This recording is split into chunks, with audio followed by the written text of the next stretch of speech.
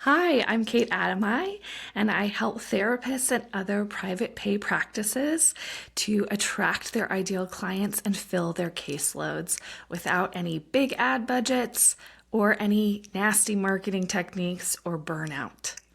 Today, I really want to share with you 5 marketing techniques that I find essential for every therapist.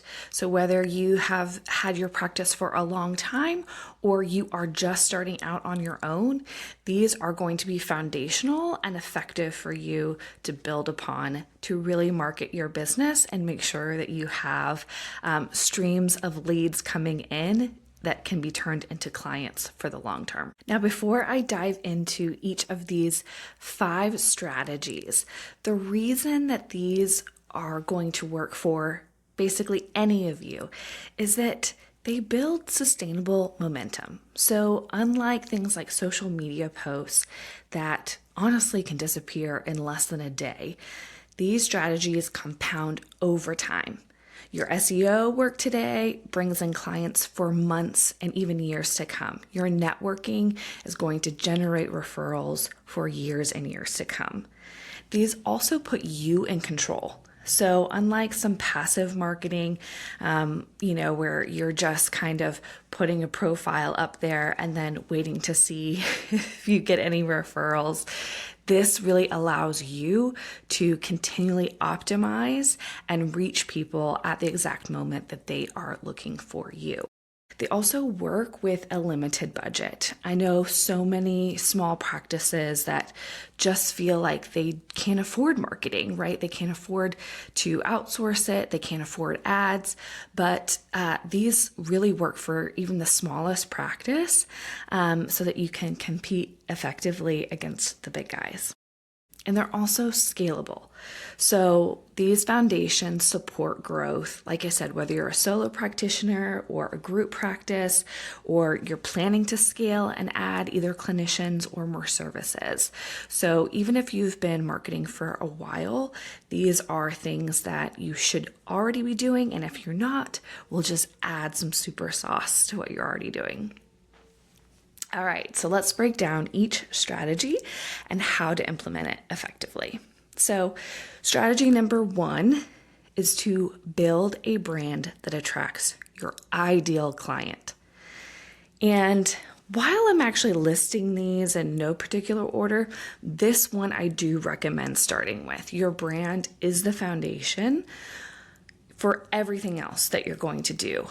And so if you don't have a brand or you don't have a strong brand that is well defined, your marketing messaging, your targeting is going to fall flat. Now, what is a brand? Contrary to popular belief, your brand is not your logo or a color palette or what your website ends up looking like. A brand is what people think and feel when they encounter you or your practice. So it's that immediate kind of first impression that people get, right or wrong, right? It's where if someone lands on your Psychology Today profile, it's what they come away thinking about you. Or if they find your website, what does your website communicate to them?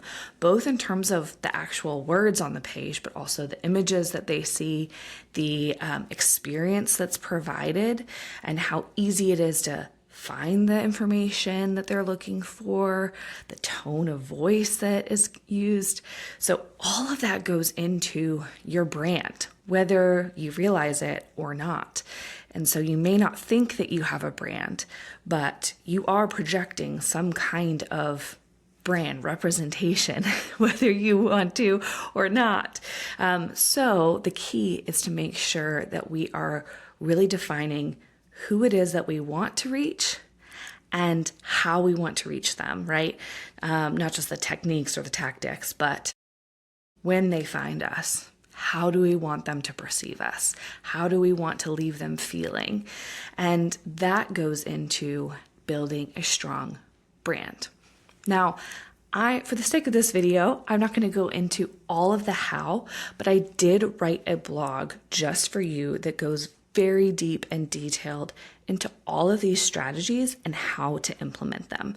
So don't worry, I'm going to link that in the video if you're watching this on YouTube, or you may have already stumbled across the blog, in which case you're going to have all this information at your fingertips. All right, so the next strategy is to optimize your online profiles for discovery. Now, what are your online profiles, right? We just talked about one, potentially your website. If you don't have a website, you need one, unless you work for a group practice and they are doing all of the marketing for you. You need your own website. But then other profiles would be Psychology Today, your Google business profile, again, something that every therapist should have. This used to be called Google My Business. And then other directories. Other directories could be like Therapy Den, ZocDoc, Alma, etc. And you want to optimize each profile using that brand that you just created. You want to use really conversational language. You want to include the services, the exact services that you offer in those profiles. And you want to really go as kind of deep on who you are as a therapist as you can within the space provided. So if you can create a video, create a video. I mean, it can be 30 to 60 seconds. It doesn't need to be involved. You can use your phone to film it, but you need to be able to communicate to that person who you are and why you are different as a therapist. And one of the best ways to do that is to show your face and let them hear your voice. It creates that familiarity and starts to build trust, which, as we know, is absolutely the number one thing in a therapeutic relationship. So if you can start to establish that before they've even met you or booked an appointment, you're already going to have, be so much better set up for success with that client.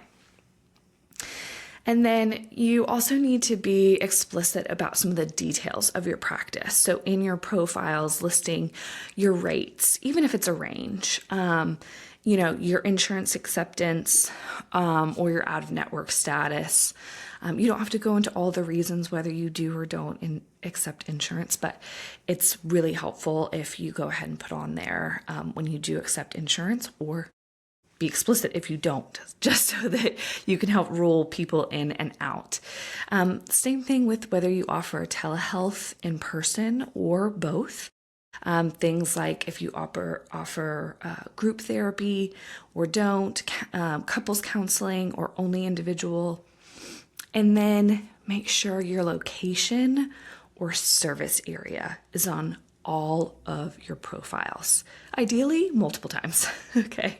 So if you do not publish your office location for privacy, reasons and safety measures, totally understand that. You still need to include some kind of general service area. So if you're in a city, list the city and the metro area. If you're in a smaller town, list that town as well as maybe some of the surrounding towns that you could pull from.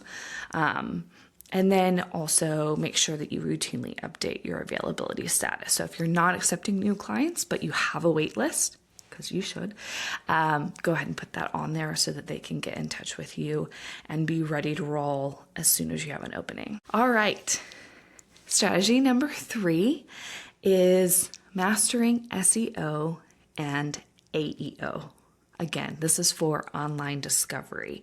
So most of you are probably familiar with what SEO is, search engine optimization. This is so that you can show up in searches like Google. But AEO is something that is on the rise, and we're already seeing it play a huge impact in how small businesses like therapists are being discovered.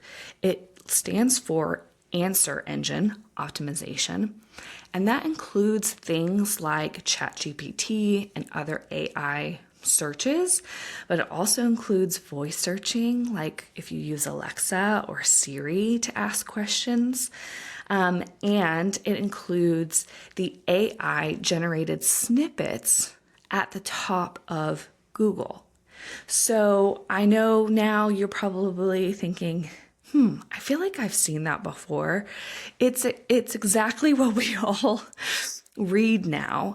And what's so interesting about it is if you ask an informational question versus, say, a commercial question, commercial or transactional, meaning you're looking for a specific service or product, something that has an immediate solution.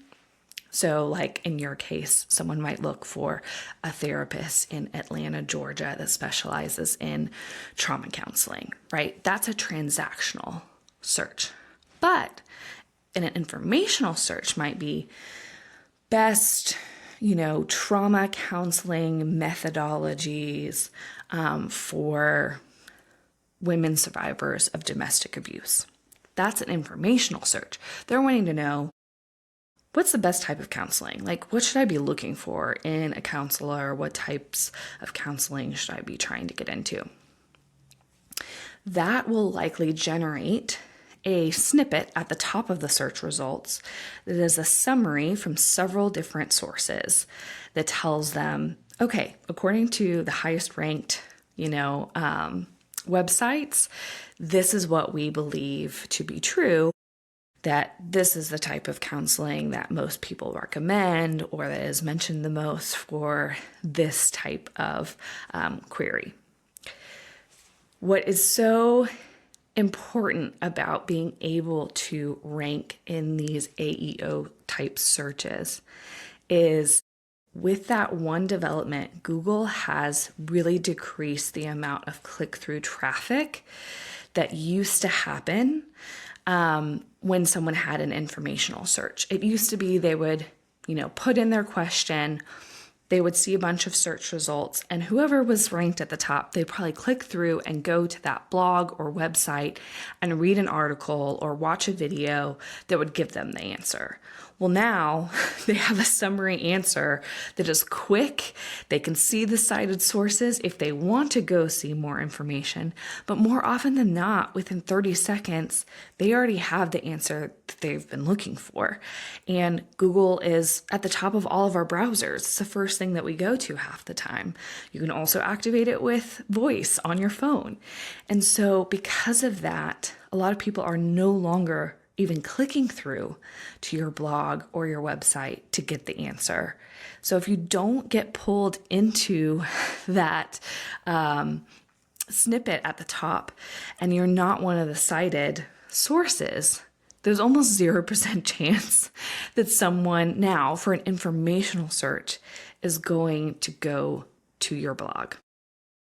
That's why this is so important. It's also important because, as we know, unfortunately, people are starting to use AI for almost every question they have, including things about therapy.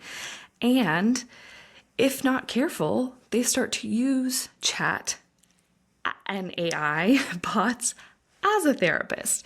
And so we want to make sure that we are feeding the bots correct information and helping them send that traffic back to us, the true, real therapist, versus staying in the AI chat and potentially going down a really bad rabbit hole. So that's where I would recommend you focus as well, is learning effective SEO and AEO. And these techniques can be taught very easily. I go into how to do this in the blog. So if you want more of how to apply this, you can go there. Strategy number 4 is run targeted Google search ads. And let me be very clear, I don't recommend all kinds of ads. Specifically, I'm not only talking about Google ads, I'm talking about Google search ads. So not display, they have a ton of different ads and placements. There's YouTube, video placements now and things like that through Google. I'm talking specifically about search ads. And again, this is where when someone puts a search into Google, they can see you in the sponsored results there at the very top of the page. Again, you're competing against those AEO snippets and everything else that fills out the page. And so a lot of times, especially for something that's a more popular search, doing a Google ad can really help you to get more visibility and gain more traffic. One of the things I love about a Google ad is you have immediate visibility. It doesn't take long for you to start attracting eyeballs. It also targets specific searches that your ideal clients use. And so it is, again, going to mirror, right? And kind of attract the right people who have actual intent to find you, who are looking for a therapist like you right now. You have control over your budget and how much you scale up or down. Very, very measurable return on your investment compared to a lot of other of these strategies where you either aren't paying anything, so where you can really measure dollar, for dollar, or you're just having to measure in time and effort. But also the results can take months, right? To really start to see the full fruit of it where it comes to generating leads and clients. Google Ads, it's immediate, right? And it's tracked and kind of measured for you, which is really nice. And as I said, it's particularly effective in those more competitive markets. So that's something you might want to look at, especially if you offer telehealth or exclusively telehealth. And unlike social media ads that interrupt people and are almost kind of annoying sometimes and very obviously ads, search ads respond to active intent, which is what makes them so effective. So someone is typing therapist for birth trauma in Chicago. They want help right now, and they're going to see your ad answering that exact query. So it has really high conversion potential, not only to get them to your site, but then if your site is optimized, also to get them to make an inquiry and an appointment with you. Strategy number 5 is networking strategically for referrals. Now, I know that for a lot of therapists who are typically introverts, that the term networking can make your skin start to crawl. You have an allergic reaction immediately, and I get it. Even some of us who are more extroverted don't always love the idea of networking. But if you don't accept insurance, referrals from other professionals really become an essential part of promoting your practice and creating those kind of sustainable lead streams. It also is a really good way to build a more integrative practice, which I highly recommend, and I think is the way that our world is moving at this point. And the good news is that networking does not have to be this really painful thing where you're making small talk all the time, or you're going to like a crowded conference or having to do public speaking. None of that is actually required to get referrals and build those relationships.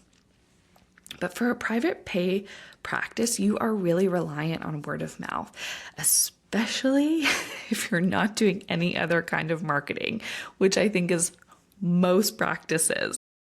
So one strong referral relationship could send you 10, 20 clients each year.